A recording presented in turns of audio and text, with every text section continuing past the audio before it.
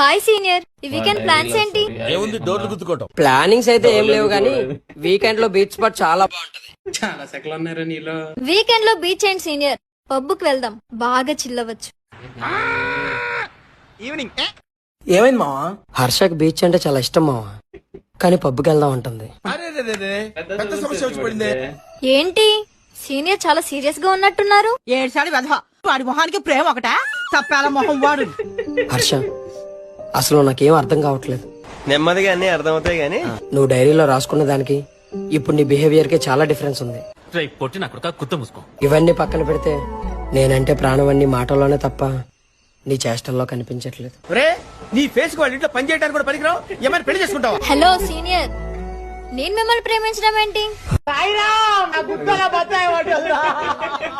నా లైఫ్ లో ఇప్పటికొచ్చి నేను డైరీ రాసిందే లేదు. అలాంటిది నేను నిన్ను ప్రేమిస్తున్నానని రాసానా? అసలు సెన్స్ ఉందా? కామన్ సెన్స్ ఉన్నా కదా, ఇటారా తాడు పెరిగినట్టు పెరగవు. బుద్ధి దానికి. మీరు నాతో సరదాగా ఉన్నారని నేను కూడా మీతో ఫ్రెండ్లీగా మూవ్ అయ్యాను, అంతకు మించి ఇంకేం లేదు.